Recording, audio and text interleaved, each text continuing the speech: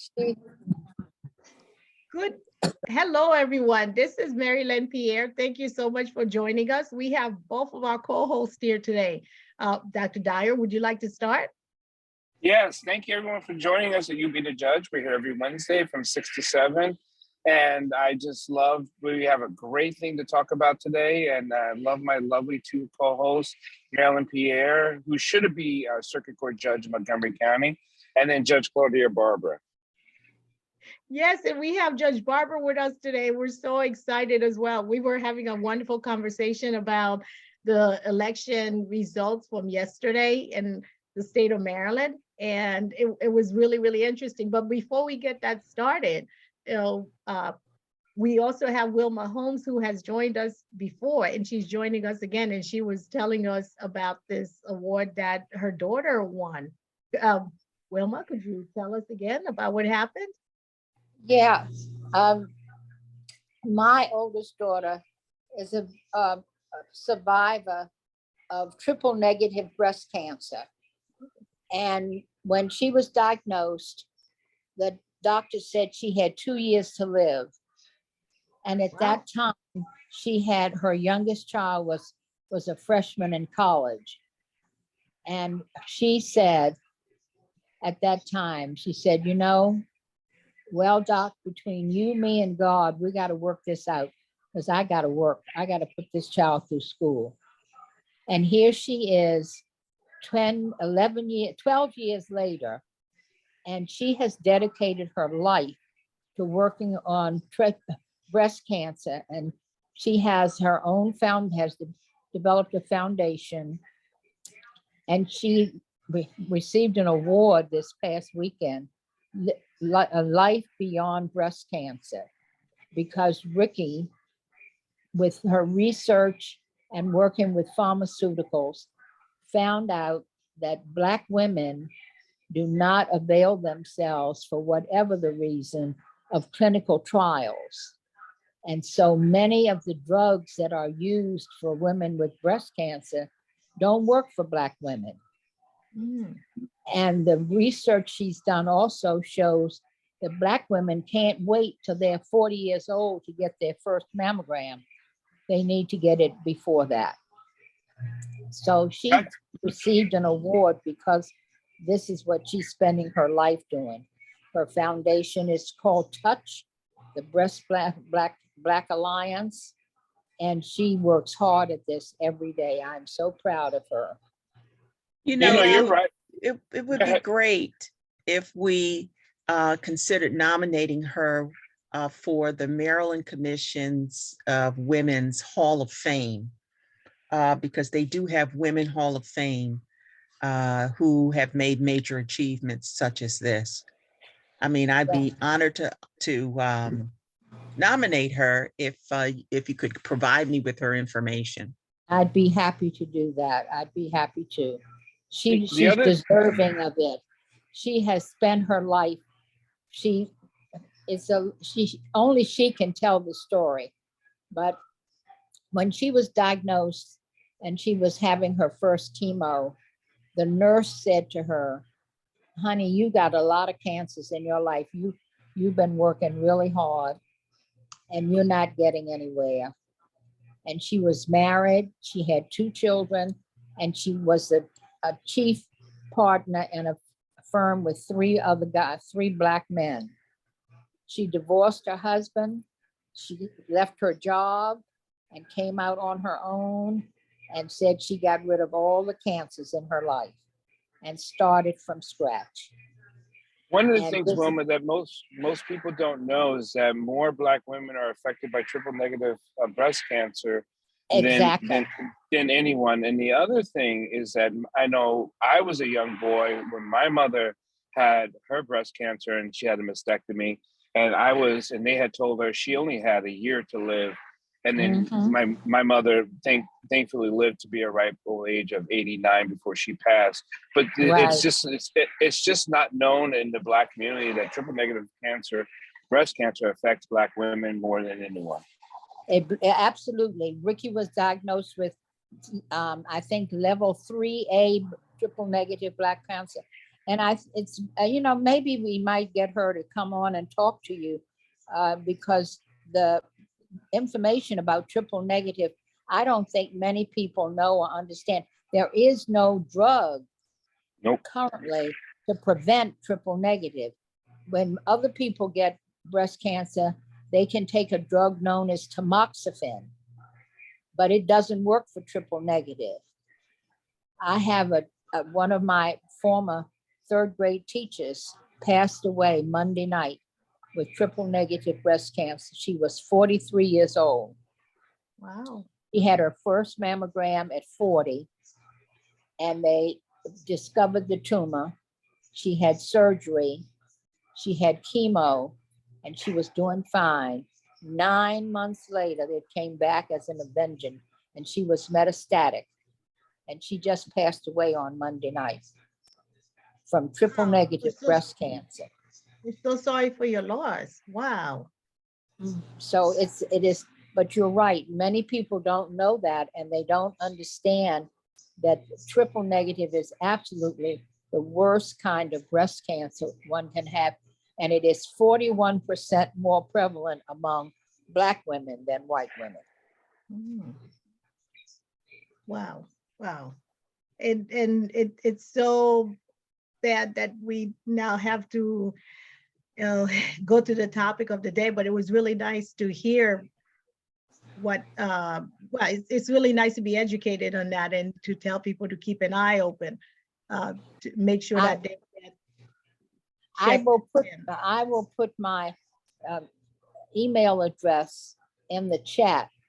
And so then if you would like to reach me, I would be happy for her to send me information, and I will send you information about Ricky. I think she's very deserving of it. She's the only Black foundation that is committed totally to triple negative and the research. And since June of last year, and then I won't say anything else, but she has been able to and managed to get 851 Black women enrolled in clinical trials. Wow. Because we need to be there. Excellent. Right. Excellent. Well, thank you very much. And we wish her the best. Last time I saw her, she looked absolutely terrific and very, very healthy. She's hanging in there. That's right. So wish her the best. Oh, wow, wonderful. All right, so we have everyone here, and we talked about how we were going to talk about the election results.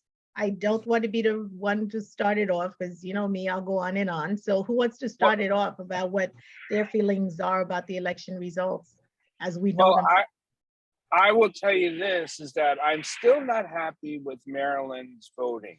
I'm just not. We'll just talk about the top of the seat. And first, we'll say congratulations to Governor-elect Westmore. And I know we're happy about that. But he lost 17 counties to Cox. And 17 out of 24 says a lot about what Maryland is thinking and what they believe. And that is not a healthy place for people of color to live in, or people who believe in certain things. And I just don't think that's a healthy state. Well, looking at it that way, it does seem very grim. You know, wow, 17 counties out of 24. That is something else. I guess that's why people who are running statewide pay so much attention to Montgomery County, Prince George's County, and Baltimore City. Baltimore. Yeah, exactly. Do you happen to know if he lost Baltimore County as well? Because that is I guess the purple, the purple county, the way I see it. You know, I don't know. Well, I don't know if he won. He must have won Baltimore County. But it's just, you know, the outer counties, you know, from the Eastern Shore all the way around the major populated areas, Westmore did not poor, but absolutely got demolished. Well, let's look at it on the bright side. According to the count so far, I forgot what percentage of the count has been done. It's not it's not shown from here. But so far he's gotten 59.65% of the vote, and his nearest opponent is at 36.95. So it seems like, yes, he is going to be the. That was the same number I saw last night and this morning. Yeah. 59 something percent, and then Cox about 37%, and then others had their percentages in there too. Exactly. And he talked about having no one left behind. So hopefully he won't be like his predecessor, who decided that he was going to play favorites. And I think people in Montgomery County know what I mean, meaning that during the pandemic, Montgomery County being being the most populous county in the state, was one of the last people to actually get a vaccine site, because our current governor, soon to be former governor, but our current governor did not like Montgomery County, probably still does not like Montgomery County. And so this was his way of showing us that he didn't like us. So he just was not going to put a vaccination site in our county until it was very, very much down the road. People in Montgomery County had to go to Prince George's County. Some people went Baltimore County, and some people went even further than that in order to get vaccine at the beginning when the vaccine was available. So hopefully Westmore will not play favorites and will live up to his motto and leave no one behind, whether they voted for him or not. And because that's what I tell people, whether you voted for the person who won or not, you're still paying their salary. You still should hold them accountable. Well, I think that some of this really well, first of all, his nomination and his status now as governor-elect is historic, very, very historic. Major achievement. It took almost 3 elections for this to happen. I mean, gubernatorial candidates making it to the nominee status, and then, losing. Anthony Brown lost governorship, and Ben Jealous lost governorship. Third time around, Westmore gets it. So his campaign, however, was unique, and no one is the same. So he had solid support, and it's surprising because Ben Jealous had a lot of contenders, and Anthony Brown was extremely popular being lieutenant governor. But I was very shocked at the fact that it went a different way. But I'm glad this time around, though, this particular result resulted in, Westmore's campaign, winning. But I think a lot of it had to do with Westmore in particular, though, because Westmore, he's world known, I should say he's world famous, and he is a multimillionaire. He knows a ton of people. I don't remember the most famous person who came to speak for Westmore, but Joe Biden, a sitting president, came. Obama did a Obama commercial for him. No, Obama didn't come, but he did a promo for Westmore, and so did Oprah Winfrey. So here's the other thing I'm a little bit concerned about when it comes to him.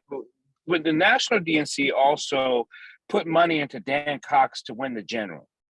So they had pushed him to beat Kelly because he is an easier candidate, because he is a whack job for Westmore to beat. So I think, and that was a great strategy, because I think that Kelly Schultz would have been a much more difficult opponent for Westmore than Cox was. I mean, the only thing I would say about that is, I think in general, yes, that was a you can defend that strategy. The one thing I would say is, I felt that the Democratic Party was willing to take a risk with Dan Cox that could have put too many communities at risk. Because as we've said already in this conversation, at least 3 people tried, at least 3 African Americans attempted to be governor. I mean, didn't Michael Steele also run to be governor at one point? The Republican Michael Steele? Did he or no? I thought he was He just ran for the lieutenant Senate. governor. He was lieutenant governor, but did he ever run for governor as well? I don't remember. I don't remember think that. I don't think so, though. I don't He think ran so. for the Senate, for the US Senate, and lost. Yes. He ran yes. for US Senate and Mhm. lost. Okay. But anyway, I did Well- feel like the Democratic Party was really taking a risk, because I was seeing too many Dan Cox signs to feel comfortable. Oh, that was in the primary though. Of course, in the general, they didn't support him. And I understand exactly what you're saying, Bernadette. That strategy has been tried in many other states before, and so far it has not backfired on the Democratic I Party. felt like but it you're was a right, Trump. It is a dangerous strategy. But remember, But Democrats remember- said, we want to run against Trump. He's going to lose, and he didn't lose. Oh, in 2016? But Okay, well. remember- 2016. But remember and- now, in the state of Maryland, we Democrats outnumber Republicans. I know, but they voted for Republicans over Democrats a lot. Correct. They Right, have done they that. do. They've crossed over. Now, but you have to have a likable candidate, and they can't be whack jobs No, to get people to cross over. But people are not going to cross over into foolishness. Yeah, but they That's did right. it with Trump. That's all I'm saying. But I mean, I hear you, and yes, and let's celebrate Westmore and Aruna Miller. You know, Absolutely, Aruna you know, Miller. mhm, All day yes. long, Aruna Miller. First, Yes, lieutenant, well, person of color, lieutenant governor, and he took a huge opportunity in choosing her as his yes, you running did mate. a big No, change. Aruna Miller is super, super intelligent and smart and charisma Yes, in she her own is. self. She is actually a dynamite person Mhm. and politically minded. So I'm not sure if it was that big of a leap, because I don't see anyone else that would have been a good fit for Westmore. Right, but you're absolutely right. But see, John King, he went the other way and He sure did. chose Michelle Seary. And, so a whole lot of things I could say about that ticket. But at the end of the We all day, could. he made an excellent choice. mhm, He Yes, made an that's- He excellent did. choice, They That's were a true. great team. yeah. and he didn't overthink it and think, oh, 2 Black folks on a ticket is just going to bring the ticket down. He did not They think were a that way. good team. They were worked well very good together. team. They worked really well together. And Yeah. That's I'm right. excited about the fact that Aruna Miller is able to shine the way she has in this election and in this campaign. Yeah, I think that I'm ecstatic about that. But some of the feelings, and I'm glad you brought that out, Dr. Dyer, that the number of counties that went in a different direction. And you see, you know what that is? Many of you are familiar with the movie or the documentary Eyes on the Prize. But I have to go to the exact clip, but there is a specific segment in which a white judge is answering the question why they do not want Blacks in office. Yes. And the reason why is because they don't want to be controlled by them, and they don't right. want to have them making legislation or rules and laws for them. Very, It very just clear goes about against that. the grain. They're so ingrained in racism, they cannot imagine having a leader in that way. In They that just way, don't. exactly. And that's why you Not. also have systemic racism issues when it comes to Blacks being supervisors over white employees, same issue. Writing performance evaluations over white employees, same issue. They don't want to be managed by them either. Yeah. So of course you're this right. ticket is good. Sorry. No, I said, go ahead, Bernadette. No, I was going to say, so, of course, this ticket then is going to be triggering for the state. they represent change, the future, the possible future of Maryland. You know, Aruna Miller represents new arrivals, the growing Asian community. He's an immigrant. I'm sorry, the immigrant community. Even Wes Moore has an immigrant background from his grandmother. He said so. Yes, he said so. But you know, that's important, because we need to seize power just like Republicans seize power. When they get it, and they go wild. Well, they go crazy. I think that it's so interesting. The 3 elected state offices in the state of Maryland, for the first time, none of them have gone to white males. I mean, previously, all 3 of them have always gone to white males. And this time you have the for years, governor.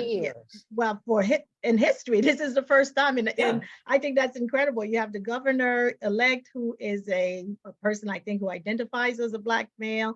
Right. You have the attorney general, who is someone who I think who identifies, the attorney general elect, who is someone for the first time who identifies as a Black male. And then you have the comptroller elect, who I think identifies as a woman. So, you know, who just happens to, I think, also identifies as Caucasian. So yes, it's going to be very triggering for the state, because the pictures that we're used to seeing on the wall for these offices are going to be totally different. But very different. Part of educating people that just because of the way you look or the way you were born doesn't mean that, you know, it automatically means that you're lesser than and you shouldn't have power because you don't know how to lead. Well, that's, you know, right. That one of the questions I think I asked Wes Moore, the governor-elect Wes Moore, prior to him getting the nomination was, what is your cabinet going to look like? Now, see, you need to seize the opportunity, you know? Now this is an opportunity, just like the late DC Mayor Marlyin, how he transformed the DC government. Now, a whole lot of people got a whole lot of nonsense to say about Mayor Barry, but he changed the middle class, the Black middle class, for the good in his administration. He was very much supportive of seniors. He was very much supportive of youth, giving them summer jobs. And he was someone who, again, looked out for his people. And he had a history of his parents being or grandparents being a sharecropper. And so he knew what hard life is like. But he also knew that he had to transform the government and make sure that jobs were accessible to all people. And you know, stop hiding behind all of this systemic racism that's been going on for years. For years, the many departments of public works and county governments and municipalities, they flood the low-level positions with Black males, flood them. You know, so, you know, and those were the only jobs they were giving out. All of the GS-15s and higher, you know, were going in different directions, you know, were not given to Blacks as much.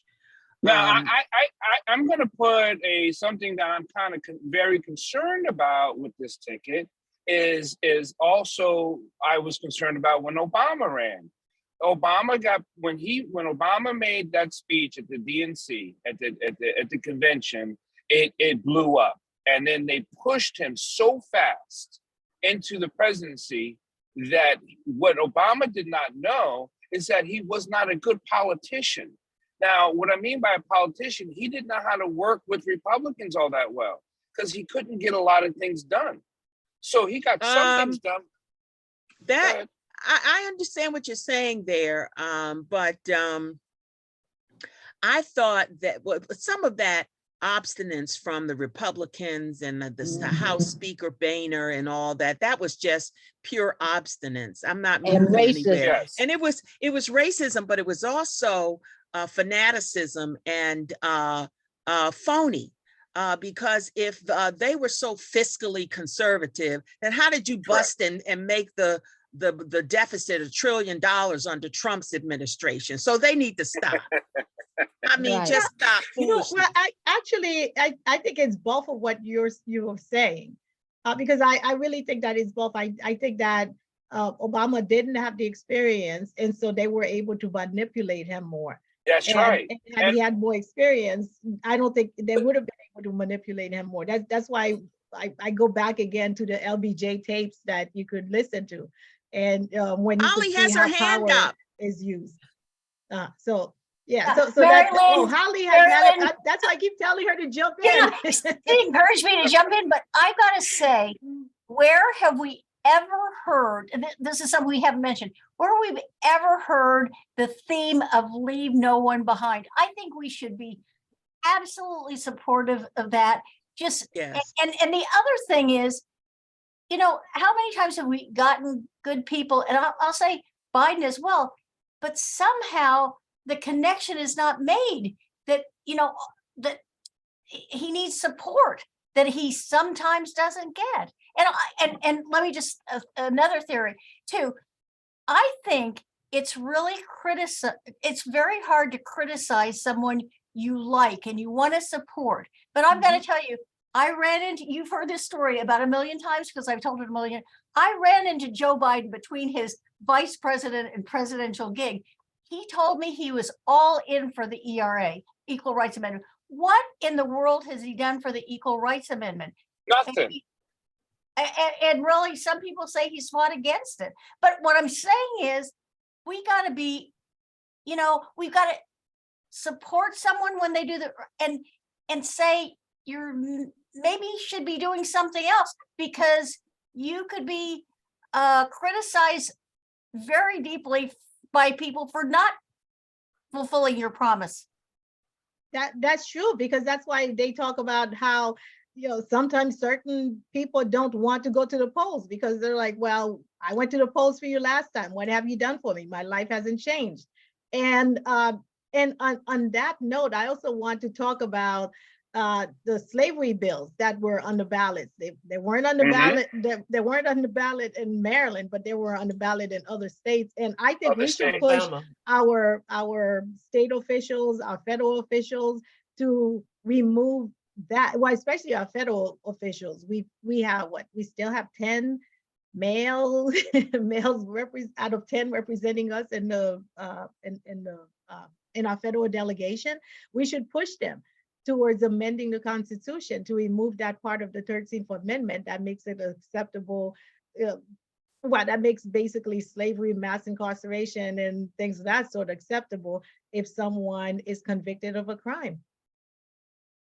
I agree, you know, and there's a lot of things. I mean, I was up so late. I mean, early this morning, I'm still working different phone calls and talking to people across the country and talking to people in Arizona and finding out what's going on. And there's a lot of bills that we in Maryland was not there, but in other states, like you said, the slavery bill was there. We still had an abortion issue that people were very highly concerned about nationally. People wasn't concerned about economics. People were concerned about their rights, their you know, health rights. And I'll go back to this real quick, and I'll put it out there.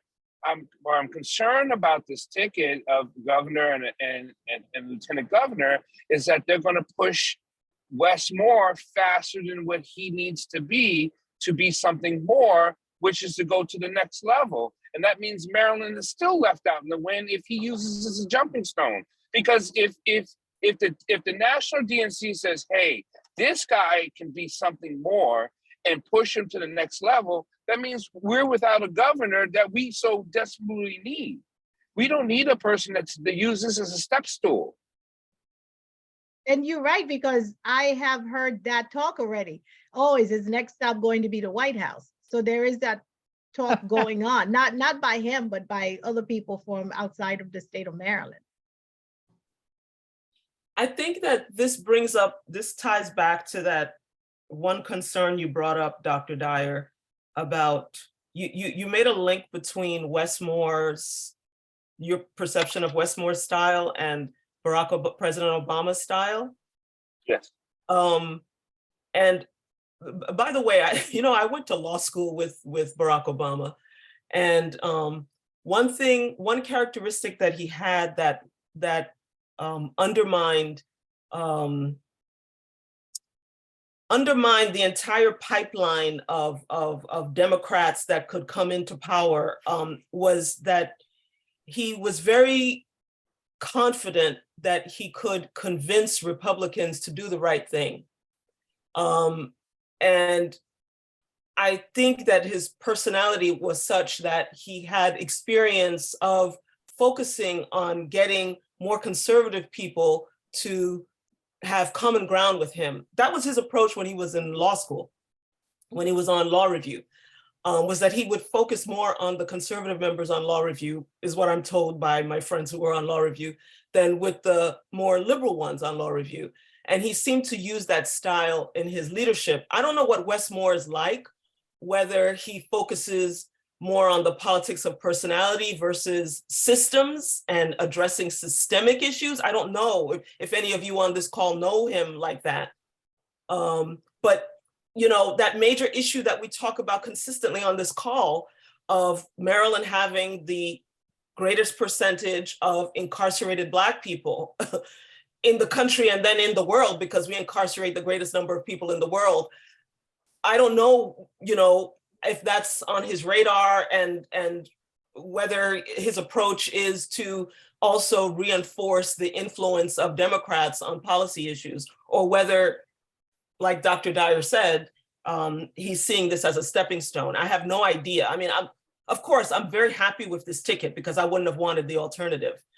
Yeah,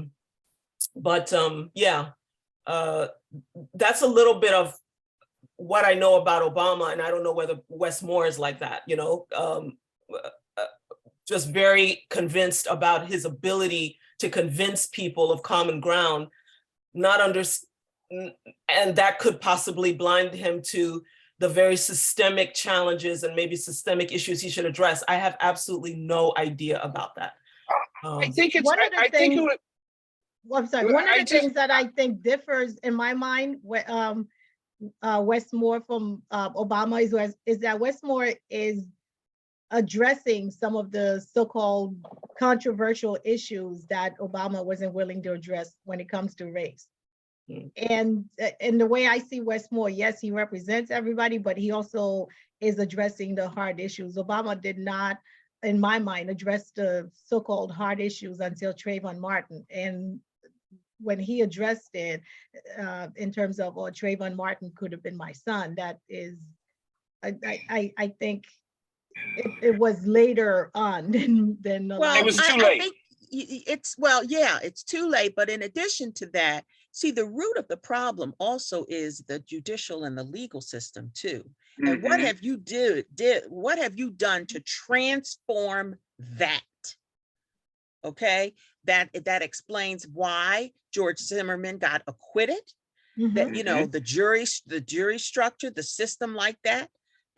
You know, you got to go dig deep and look at the inequities in the judicial and the legal system. You know, why do we still have a legal system where many of the injustices that we have to fight, we have to spend $1 million+ in legal fees to get something done? That's an atrocity right there. Right there. Yeah, and even if you're not, even if you're innocent, not just not guilty, even if you're innocent, even if you're not guilty, you still have to spend the money. And why do some now here's another thing. Those people that are rescued by the Innocence Project, thanks be to God, they were rescued, but not before they spent decades in prison. What happened? What happened to your appellate system? What happened to your so-called 5-star judicial system that has an appeal process that's supposed to work? It's nothing. Well, and the reason why the Republicans want to win the House and in both houses is because if they can win, and I really believe they're probably going to win the 24 election with another Republican, Alito and Thomas are going to retire, and they're going to appoint 2 more highly conservative judges that they're going to be on that Supreme Court for the next 40 years. It's going to be a lockdown. That's another problem. That's the supermajority and how they became the supermajority. I mean, just some crooked stuff. Y'all didn't even let Ruth Bader Ginsburg, get cold after her death before you didn't name somebody else and they got in her seat off so fast it wasn't even funny. It wasn't even funny. No. And that's what some of the things that we have to do. I just got a shock while sitting here. I didn't even realize that now we have 2 Republican elect Republican Congress members elect from Maryland, because Neil Parrott won. Neil Parrott and Andy Harris. Well, Andy Harris has been in there, so so the Republicans didn't get one I plus. thought they but were now, is it final? I thought Trone they were doing a runoff. it doesn't seem like it to me, because what I'm looking at is that David Trone is with 247 out of 247 precincts reported. Neil Parrott is at 51.07 and David Trone is at 48.81. Oh my God. Well, now wait a minute. See, they didn't call races in Anne Arundel County because the mail-in votes are not counted. And they're not counted yet. And if for some of those races where all the precincts were counted, but not the mail-ins, if you have like something like a 10,000 spread difference, you have to look at the counties where that is and kind of guesstimate are those votes going to be heavily Democratic or heavily independent that crossed over or Republican. Now, if you got a heavy Democratic, precinct, then you could pull it out. You could pull it out and win. Especially since Democrats like mail-in. At least they do. Yeah. They majority do. Yeah, and see, the Republicans, they were highly focused on voting on election day. They did that for Dan Cox too, because they were told that that's the best day that you vote, to make sure your vote counts immediately. And I understand that, but just like Holly was saying, sometimes we don't like to criticize people in our own parties, but I have to say, as someone who might now have Neil Parrott as my representative in Congress, I'm not sure I'm going to see that big of a difference between him and David Trone, because David Trone actually, he had one issue in my mind, and that was it. He was giving money to Republicans and having fundraisers for Republicans in other parts of the country.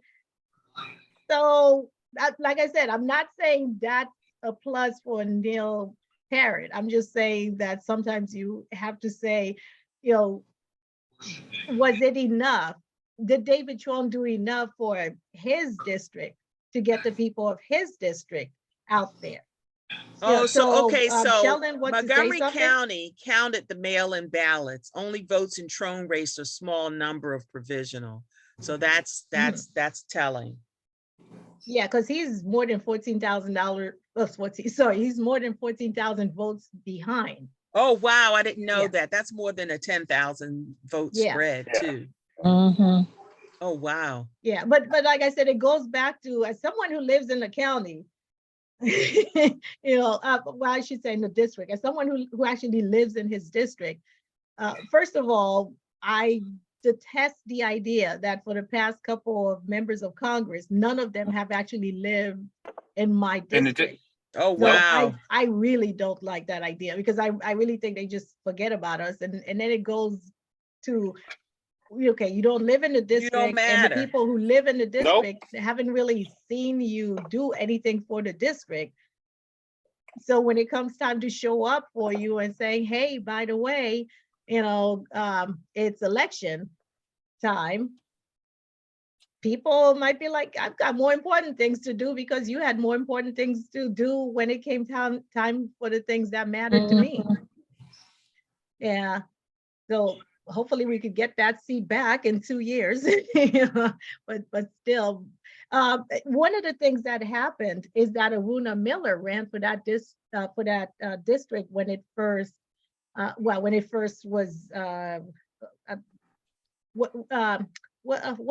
it was first, I don't want to say gerrymandered, because that's really what it was. That's why it went up to the Supreme Court and stuff like that.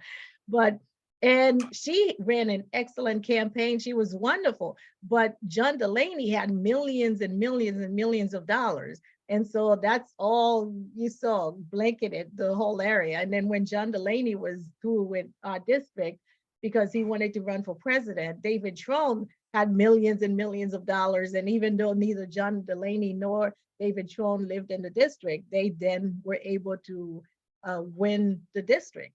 I have no idea where, I have no idea where Neil Parrott lives. But I know at one point we had somebody who lived in Anne Arundel County who was running for our district, which is nowhere near Anne Arundel County. And I see that our co-host Claudia Barber had to go. Thank you very much, George Barber. It was nice seeing you again. But that is shocking though, having somebody, well, having me being represented by a Republican in office. Oof. But wasn't that one of the issues on the ballot, that you had to have not only residents, but it had to be your prime? Isn't that going to be impacting that issue? That was for state. The federal. Okay. Yeah, the federal is you could live in whatever area you live in and run for the district. And like I said, I have no idea where Neil Parrott actually lives, because I know that he. Oh, okay. Well, we could figure it out. And even for this election, what's District 2A? He's in the isn't he the county executive for some county? Well, they said he was in the House of Delegates for District 2A. Okay. And okay, well, I will look for it and see where we are right now in terms of. So one of the other things that it was so apparent during the midterm election, because this is the presidential term, is that if you look at the national races, that how many people were against the Biden's win and how they say it was not a true win. It's astounding how many people across the country that are in the House and that ran that didn't accept the election. That's another troubling thing that was very troubling to me, if you didn't know. Sure. Yeah. No, it's true. Oh, okay. And of course, and of candidates who actually were implicated in the January 6th coup attempt. I mean, you know. And won. And won their races. Yeah. Mm-hmm. You know, just to catch you up, District 2A is in Hagerstown. So he actually lives in the district that he'll be representing. You know, because I actually think what the election has done, and it did to me for the Trump when he won, is that it actually creates a green book again of where things are, where people are, and where we can actually feel safe of people of color or people who don't fit into their narrative. We have to find out how we can stay safe in say Maryland and the other 17 counties that Cox won. Do I belong there? Will they accept me because I'm a person, or will they look at me as something else? And it's eerie to have that feeling as a Black male to go drive around the country, to be in any place and say, man, do I actually belong here? And then we can look at the Atlanta race, and I tell you, she ran a poor race in Georgia. Who ran a poor race? Stacey Abrams? Stacey Abrams ran a poor race. Why do you say that? Because she didn't go places to feel uncomfortable. She only stayed in areas that she could win. So she won Atlanta. But if you ever bring up the Georgia map, Georgia is huge, and she got demolished. You got to look at the map. I know I'm driving, but you got to look at the map. What she lost, it's so bad. It's insane. I don't think so. The reason why I say that is because Stacey Abrams is credited for going anywhere with their votes. And that's one of the reasons why she's credited with those 2 Senate races from Georgia 2 years ago. So I think that we could talk about Black women and the support that Black women get from the parties, because I heard a lot of talk about Warnock, but it was with Stacey Abrams. It was like, oh yeah, she's running again, you know, and it's a match, it's a rematch, and that's it. Nothing about her opponent. I did not hear anything bad being said by the Democrats about Stacey Abrams' opponent. I heard a lot of talk about Herschel Walker and how bad he was, as opposed to Warnock. And I'm not saying that's bad either. I'm just saying that I just didn't feel that there was support there for Stacey Abrams. The same thing with, oh gosh, what's Val's last name? Demings. Thank you very much. The same thing with her, because, you know, they would say, oh, okay, she's running, she's a Black woman, that's nice. And that's it. And that's it. No support whatsoever. No support. It would bring up her law enforcement background. Yeah, but nothing bad about her opponent, you know, by the Democratic Party. So I think the Georgia one is also particularly interesting because others have mentioned this point that you just brought up, Marilyn, about how the Democrats did not go after Brian Kemp, who was Stacey Abrams' opponent. They basically gave him flowers for not spreading Trump's lies instead of highlighting his voter suppression and racist voter suppression measures. And the way he cheated her out of the vote the first time. Yeah, that's true. It was enough for him not to be Trump or not to have supported Trump. That was it. You know, and in terms of saying, oh yeah, she's the one who's responsible for getting all these people registered to vote for us. So therefore, you know, they forgot him. Warnock would not even be there if it wasn't for Stacey Abrams. That's true. And the other member of Congress as well. I'm sorry, the other member of the Senate from Georgia would not even be there either if it weren't for her. Absolutely. And neither one of them. Yeah, and I didn't see him. I mean, he might have been doing something, but I did not see or hear him do anything to support her. No. Yeah, all they did was like, oh, by the way, Brian Kemp, he's very popular. He's a very popular governor. It's going to be tough to beat him. That's it. Yeah. You know, and so people are like, well, we're in the middle of the river. Why should we change horses? We haven't been given a reason. That's it. So are you talking about, is that a political issue or is that an African-American issue? That seems like it seems like it's more of an African-American issue than it is a political issue. Well, it's an issue where I think it's more than just racism, because with Black women, we have to not only look at racism, we also have to look at sexism. You know, is it because of sexism that she was in there? Her opponent said that, you know, I think she's in the movie Wakanda Forever. Is that the name of the movie? I hope I got it right. But anyway, I think she's in that movie. And they painted her as saying, oh, you know, look at her. She's more interested in being a movie star than she is interested in Georgia politics. Now, how could somebody who registered so many people to vote in Georgia be painted as being more interested in being a movie star because she did a cameo in some movie a couple of years ago? You know what I mean? There was just no pushback on what was being said about her. And I'm quite upset about that, because I was going to drive over there and be in her inauguration. Because I'm like, you know what, Georgia's not that far. I've got enough gas to make it. You know, and I, you know, I just find her to be a phenomenal person. And when she has such presence, and she's just so brilliant. And I also love the Cinderella story of when she was the valedictorian of her high school.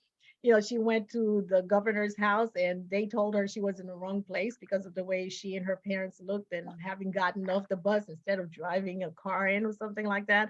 And to think that, you know, she would then be the person who is occupying that top position. You know, it's just such a wonderful Cinderella story. And like I said, I was willing to drive over there for that. But When you and talk so I about don't think they supported her enough. I don't when you think they talk about did. sexism, I kind of enjoy the fact that you see a lot more women who are governors and who are senators and who ran in this race, and more women ran this time than I've ever seen before, and won. Yeah, I think you're right about that. I think you're right. And more women got elected than I thought would ever get elected this time. Yes, That's right. yes, that's true. That's true. And some people did get some support when you look at why can't I remember people's names? The one in New York. I mean, she got lots of support. She got the president who went to and campaigned for her. And we could talk about that race as well, because that race was unpalpable to me. And the reason for that is because her opponent painted crime like it's an issue of color. When I saw his ad, it made it seem like he was equating being Black with being a criminal. And it just made me feel extremely uncomfortable. I'm really glad that she won that race. I'm not, I mean, she's a moderate, so I'm still keeping, it's like, I'm from New York, so I still keep an eye on New York politics. Yeah, so I'm not really sure how comfortable I feel about her, but I feel more comfortable about her than I feel about her opponent, especially, like I said, that veiled racism that he was pushing. And we have to talk about how I think he actually got that idea, or some of the ideas that he got from Eric Adams, the mayor of New York, who I think is, I think that there's something wrong with that man. I don't know if he is, how do you say it? If he, being a former police officer, sees certain people and equates them with criminality, but he's a Black man who seems to be doing that as well. And that's very, very troubled in my mind. Yeah. Oh, I have a question for everyone, and anyone who ever listens and downloads. And again, thank you for you guys being on You Be the Judge every Wednesday from 6 to 7. Do you think this is an eye opener, or is this more of a concern nationally and locally when it comes to politics? Oh, I mean, I definitely feel like these the elections since 2016 have been eye openers. And you know how some of our relatives in the past have said, I'd rather see things out in the open, let people reveal themselves. And then you can make a decision about where you go from here, So people are revealing themselves. And we know that Obama's election was a national trigger. It was as if his two terms was like the Reconstruction period, and like 2016 was the backlash. I agree. Yeah, You're right. I really wish that some historian would write a book about the Reconstruction period geared at young people. I know that Henry Louis Gates was supposed to write a book that's geared at young people, and I read the book and I'm like, no, this is too traumatic for young people. You have to write it for younger people. And the reason why I say that is because I think young people, sometimes they think that we can't go backwards. Once we have made progress towards something, we can't go back. And I think if they knew more about the Reconstruction period, they could see that we could go back. I do want to point something else out, though. I think the LGBTQ, LGBTQIA have done really well in terms of being elected across the country, and that is progress that is being made. And like I said, had the book like about the Reconstruction period be made for young people, they could say, oh, okay, just because these these groups are making progress. Women are making progress. The LGBTQIA community is making progress. Even people of color are making progress. We could only make more progress from now on. But if they read a book about the Reconstruction period, they could see, oh, okay, well, we have to keep pushing to keep on making progress. If we stop, things are just going to go back. Yeah. Yeah, so because I still believe we are in a reconstruction, there's going to be a backlash. And I know that the Republicans have wanted more of a landslide. So because they didn't get a landslide, I think it put them on their heels. But I think that allows us as voters to say, we do have the power to change things. And if we keep that, not so much of what did Holly say? We got to make people accountable, right? So if voters say, we do have the power, because we do, let's change this and as quickly, as fast as possible, because we do have the right to do so with our vote. I mean, Michigan voted for their abortion rights. They didn't vote for the person that was running. They voted against the person that was going to take away their rights. And that's what people have to understand, is that if you don't vote, you will lose, or you will end up being hurt by someone who, in their policies, in their politics. Yeah. Hey, Maryland legalized marijuana possession. I still want to say decriminalized. Decriminalized. Yeah, well, at the state level. A specific amount and possession. Yeah, and the reason why I'm so specific is because I run into all these young people who's like, yeah, it's just a little bit of marijuana. I'm like, yes, but it is not quite legal. It is just decriminalized, and they could hold you up, and your employer could do a drug test. I mean, all kinds of things. I know that the police were also concerned about how because of that, there's more likely to be people who are driving under the influence.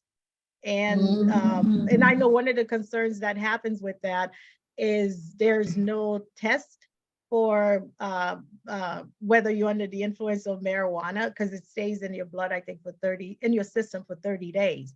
But that doesn't mean that you're under the influence for 30 days. So that's one of the issues that the police are concerned about. I think Will wanted to say something. And that's a valid concern because we know that there's some people who are smoking and driving the same way that they were drinking and driving, as well, they continue to drink and drive with alcohol. Will, you wanted to say something?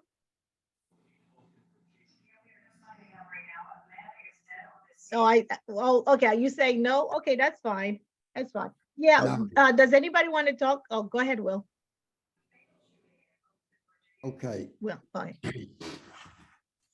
I do not understand why the prisons of the United States have a larger proportion of the population than any other country. I think that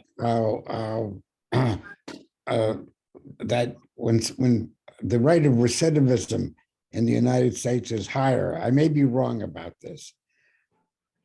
No, I have not seen a comparison of criminal justice system in the United States with the criminal justice system in other first rate, what are the countries of the first rank, whatever the expression is. Mm-hmm. And I think we need that, because other countries may be doing things a great deal better than we are. And I think that our group ought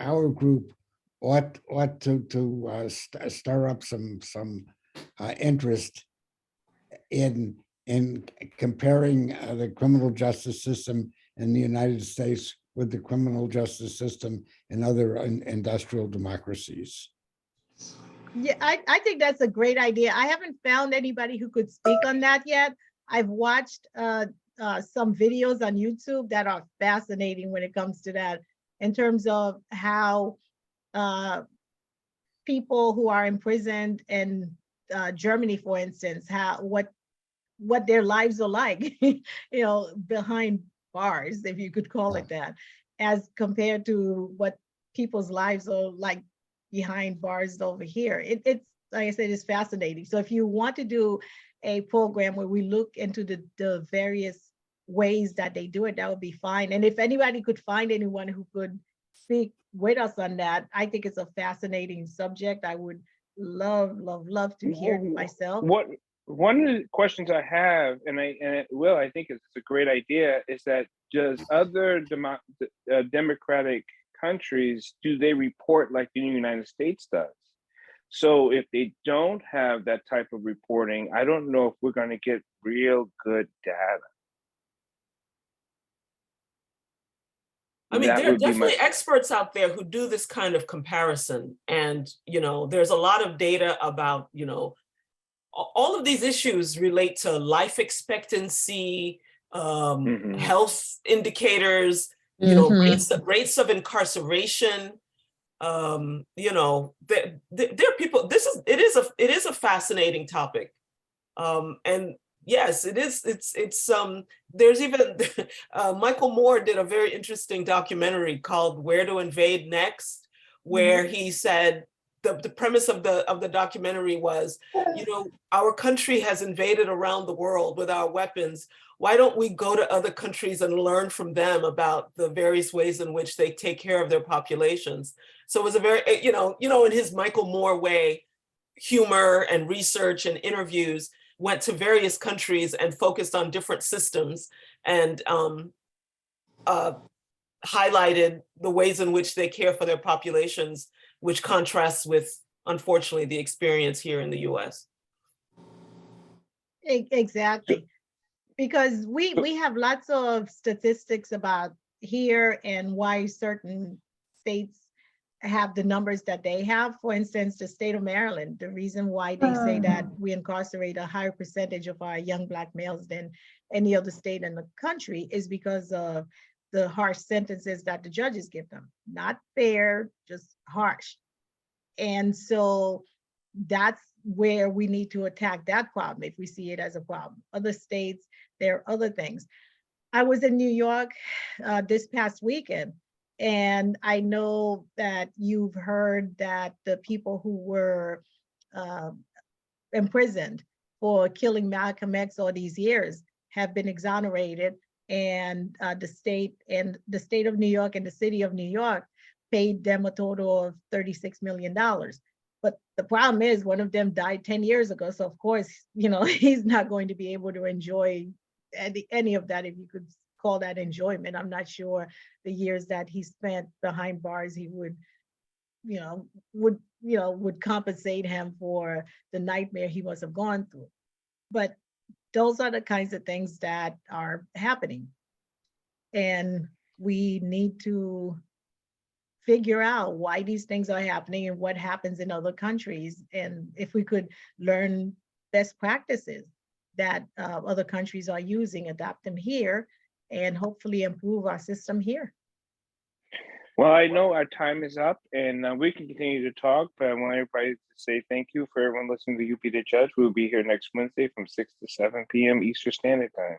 Please, everyone, be kind, be compassionate, and be safe, and still use your just because the election may be over as far as numbers and counting, we still have so much work to do. We still have local stuff to do. We still have to get rid of systemic issues and fix our school systems, fix our police accountability. There's so much still work to be done. Just because you put in your ballot and you voted, I think that's great. If you did, and if you didn't, I just don't know what to say. But if you did, great. But there's still so much more work to do. So keep working on what we need to get done. Thank you. Yes, please, and keep on voting. I mean, some people think that, oh, good, we're done voting for now. We could take a rest. Some places they vote every year. Where I live at, I vote every year. Whether it's either I'm voting for city officials, state officials, or federal officials. So yes, every year I vote. And so that's a very good thing because it keeps me in practice. And like I said, not only vote, but pay attention and keep the people you vote for accountable. Thank you very much for joining us. We really appreciate it. We'll see you next week. Next week, we're going to have Dr. Marsha Coleman Adebayo come to talk with us about what's happening with the Moses Cemetery issue. Quite interesting. We know that, there have been some upheaval in the planning board that's connected to all of that. So please join us for this very, very interesting conversation that I think we're going to have. Have a great day, everyone. Thank you. See you next week. Bye.